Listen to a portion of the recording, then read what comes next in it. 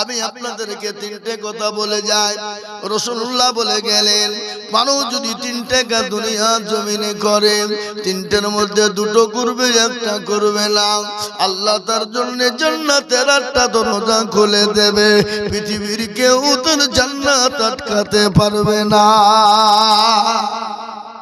তিনটে, তার মধ্যে দুটো করবে, একটা করবে। নবীজি বললেন ওই দুইটা কাজ কি? এক নম্বর, কোন ব্যক্তি যদি 5 ওয়াক্ত নামাজ পড়ে, ওই ব্যক্তি যদি 5 ওয়াক্ত টাইমে নামাজ আদায় করে নাই, ওই ব্যক্তি যদি 5 ওয়াক্ত জামাতে উলার সঙ্গে নামাজ পড়তে পারে, ওই ব্যক্তি যেন নামাজ কোনোদিন ছেড়ে না দেয়, নামাজ যদি কাজা না করে, আমার রাসূলুল্লাহ বললেন ওই ব্যক্তি আল্লাহ জান্নাতের 8টা দরজা তার জন্য খুলে দেবে। সে যে কোনো জনজা জান্নাতে ঢুকতে পারবে। এক নম্বর। আর নামাজের ভিতরে সব ভরা আছে, আছে না নাই? জরুর নাই? আল্লাহ বললেন ইন্নাস সালাতা তানহা আনিল ফাহশাই ওয়াল মুনকার। একমাত্র মানুষকে খারাপি, অন্যায়, রাগাজানি, অত্যাচার, জুলুম, নোংরামি, বাটপারি, চিটারি থেকে বাঁচাতে পারে, সেটা হলো নামাজ। রাসূলুল্লাহ বলেন কেউ যদি 5 ওয়াক্ত নামাজ পড়ে, সে কোনোদিন অন্যায় করবে না, চুরি করবে না, চিন্তাই করবে না, কোনোদিন সে কোনো রকম খারাপি করবে না, নোংরামি করবে না, জেনা ব্যভিচার করবে না, সে কোনোদিন মানুষকে ঠকাবে না, কোনোদিন মানুষের আপনার আত্মসাৎ করে নেবে না, সে কোনোদিন হুকুকুল্লাহ হুকুকুল ইবাদ, বান্দার হককে কোনোদিন নষ্ট করবে না। সে যদি নামাজি নামাজের মতো হয়ে যায়। আর নামাজ যদি আমরা বলি নামাজে পড়বে, এদিকে তাকাবো, তাহলে নামাজে কাজ হবে? এই রমজান মাসে আমি নামাজ পড়ছিলাম, আমার পাশে একজন তারাবি পড়ছে, 1 রাকাত হয়েছে বাবা, নামাজ পড়তে পড়তে কারেন্ট চলে গেছে, আর নামাজের পরই বলছে যা শালা কারেন্ট চলে গেল রে, নামাজ চলছে, নামাজের অবস্থা যা শালা কারেন্ট চলে গেল, নামাজ চলা অবস্থা, নামাজ হবে? জরুর হবে? কোনদিন নামাজ হবে না। আমি আপনাদেরকে বলে যাই, ও মুসলমান গো, 1 নম্বর হলো নামাজ কেউ যদি 5 ওয়াক্ত পড়ে, আল্লাহ তাকে দুনিয়ার জমিনে হেফাজত করবে। আল্লাহ কোরআনে পাকের মধ্যে বলে দিলেন হাক্কান আলাইনা নাসরুল মুমিনিন। আমার আল্লাহ বলে দিলেন মুমিনের জান মাল তার সমস্ত জিনিসের দায়িত্ব আমি আল্লাহ নিজেই নিয়ে নিলাম।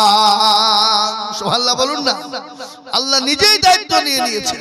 কি নিয়েছেন না নাই? নাই জোরে বলুন। আজকে মুসলমান এত আপনাদের বিপদ, তারপরও আল্লাহকে চিনি না।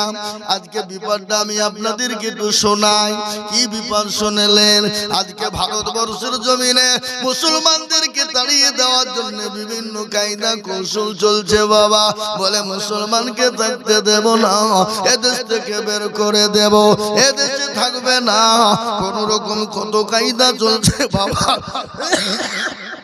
কখনো কখনো কখনো এমপিআর, কখনো মুসলমানদের রকম সম্পত্তি কেড়ে নিতে চায়, কখনো মাদ্রাসা কেড়ে নিতে চায়, কখনো মসজিদ কেড়ে নিতে চায়, কখনো মার্কাত কেড়ে নিতে চায়, কখনো খানকা কেড়ে নিতে চায়, কখনো জমি কেড়ে নিতে চায়, কখনো ওয়াকফ সম্পত্তি কেড়ে নিয়ে মুসলমানদের কলিজায় আঘাত এনে দিতে চায়।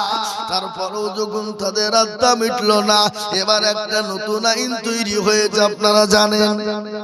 সে আইনটা কি হলো? এসআইআর। এসআইআর হয়ে গেল। কেবল 1.5 লক্ষ মুসলমান, 1.5 কোটি রোহিঙ্গা মুসলমান এই দেশে প্রবেশ করেছে। কে বলছে 1 কোটি মুসলমান এই দেশে প্রবেশ করেছে?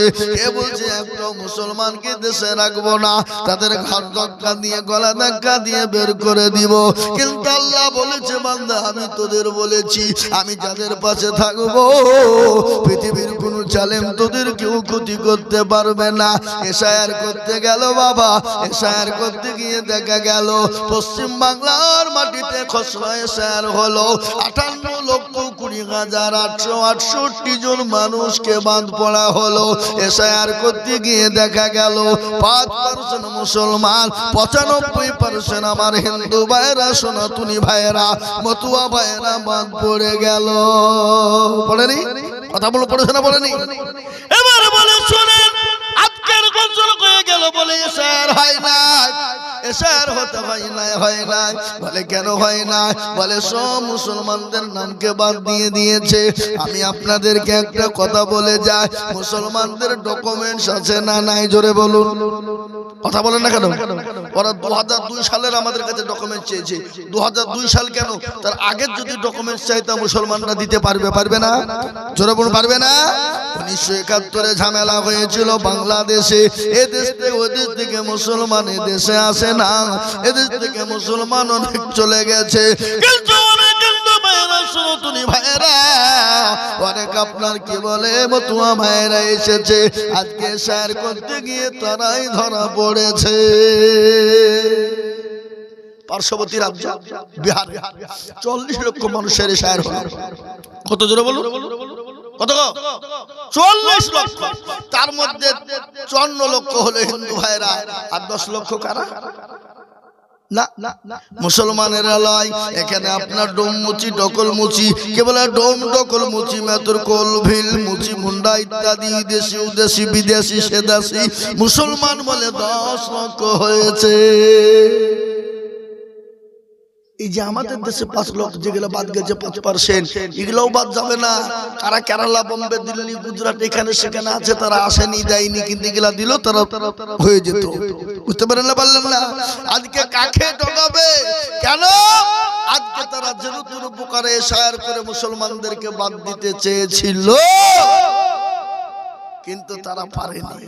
বুঝতে পেরেছেন না? পারেননি, আর ইনশাল্লাহ পারবে না। যদি মনে করে হুজুর আমরা তো কাগজ নিয়ে ডকুমেন্টস নিব না, বলে আপনাদের বাপ দাদা দিয়ে ডকুমেন্টস দেন। বলে আমাদের তার দাদা, তার দাদা, তার দাদা, পুত দাদা, অমুক দাদা, তমুক দাদা 10 পিঁড়ির ডকুমেন্টস চাইলে আমরা মুসলমানরা দিতে পারবো? জোরে বলুন, পারবো না? আমি ওয়ান ক্যামেরার সামনে বলছি, যদি বলে কি ডকুমেন্ট দিবে, আমাদের 10 বছর, 20 বছর, 15 বছর, 20 বছর, 50 বছর আগে যারা মারা গেছে বাবা, তারা তো নেতাদেরকে কবরে রেখেছি, তাদের মাংস গলা পচে গেছে, কিন্তু হাড় গুলা যদি তুলে মেশিনে ভরে দেওয়া হয়, সেটাকে রিসার্চ করা হয়, ওরা বলে দিবে এরা কোথাকার প্রোডাক্ট বলে দেবে। কি দেবে না? জোরে বলুন, দেবে না? বলে দেবে। কিন্তু আমরা যদি তাদেরকে ধরে বলে তোদেরটা দেখা, ওদের মাল তো নাই বাবা, ওরা তো পুড়িয়ে ছাই করে দাঁত মাজন করে ফেলাইছে, দেখাবে কোথা থেকে?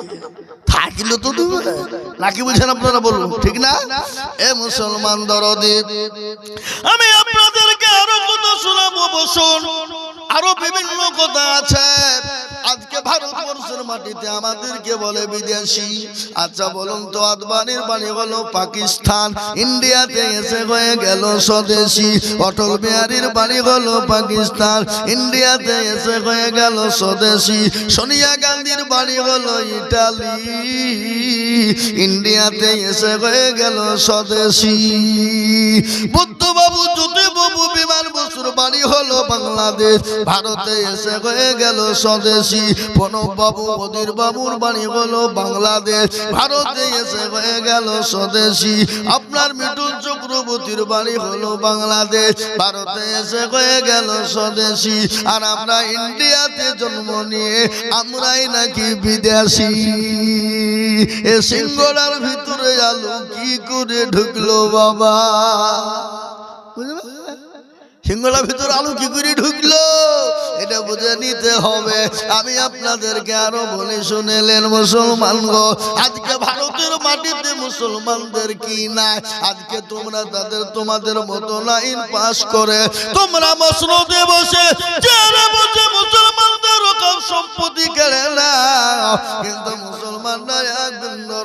থাকতে মুসলমানদের রকম সম্পত্তি ছেড়ে দেবে না।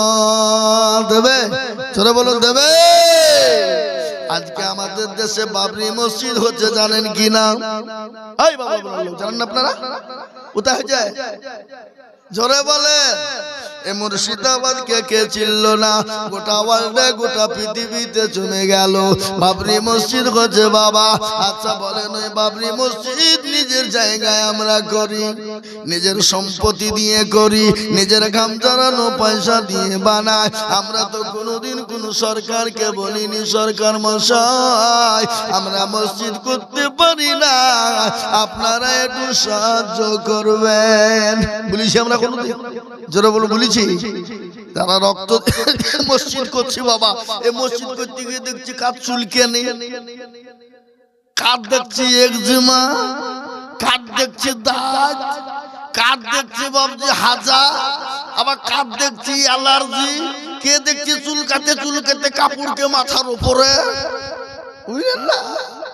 এ মুসলমান, কিন্তু আমি আপনাদেরকে বলে দিই মুসলমানদের 500 বছর পুরনো মসজিদ বাবরি মসজিদ ভেঙেছো, মুসলমানদের ক্ষত বিক্ষত করেছো, এখনো মুসলমানদের বুকের ঘাম কিন্তু শুকায় না। তোমরা জোর করে বাবরি মসজিদ ভেঙেছো, রাম মন্দির করেছো। আমরা সুপ্রিম কোর্টে 4 বার জিতেছিলাম, তারপরও তোমরা জোর জবরদস্তি করে মন্দির করেছো। আমরা ওটা মেনে নিয়েছি, ছেড়ে দিয়েছি। কিন্তু তোমার রাম মন্দির করেছো, কয়জন দেখে আর কত টাকা দেয়? কিন্তু ভারতের জমিনে আল্লাহ মুসলমানরা কবর রেখে গেছে, যে কবরটার নাম হলো তাজমহল। সে কবরটার নাম হলো তাজমহল, যেখানে বছরে কোটি কোটি কোটি কোটি টাকা ইনকাম হয়। ওটা কেন্দ্র সরকার ভোগ করে। যেখানে কুতুব মিনার, ওখানে কোটি কোটি টাকা ইনকাম হয়, ওটা কেন্দ্র সরকার ভোগ করে। যেটা আপনার নিজামুদ্দিন আউলিয়া কোটি কোটি ইনকাম হয়, ওটা কেন্দ্র সরকার ভোগ করে। যেটা কাজা করবে না রহমতুল্লাহ আলাইহি যেখানে শুয়ে আছেন ও রাজস্থানের মাটিতে, যেখানে কোটি কোটি টাকা ইনকাম হয়, ওটা কেন্দ্রীয় সরকার ভোগ করে। করে কিনা জোরে বলুন? এই করে না? ওটা হলো ভারতের কেন্দ্রীয় সরকার। পশ্চিম বাংলার মাটিতে শুনলেন, যেটা মুর্শিদাবাদের মাটিতে নবাব সিরাজউদ্দৌলা একটা কবর রেখে গেল, যে কবরটার নাম হলো হাজার দুয়ারি। কি দুয়ারি?